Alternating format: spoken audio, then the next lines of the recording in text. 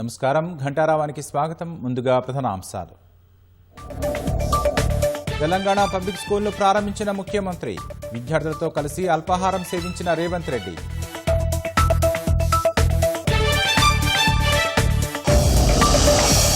హనుమకొండలో పవన్ కళ్యాణ్ పర్యటన.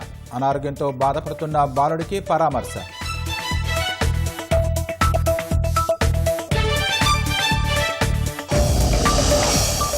సర్కార్పై బీఆర్ఎస్ అసత్యాలు ప్రచారం చేస్తోందన్న మంత్రి పొన్నం. సంక్షేమ శాఖలో అవినీతి నిరూపిస్తే దేనికైనా సిద్ధమని సవాల్. శివసేన ఉద్ధవ్ ఠాక్రే వర్గం ఎంపీలకు 15 కోట్లు ఆఫర్. ప్రలోభాలకు గురి చేస్తున్నారని సంజయ్ రౌత్ ఆరోపణ.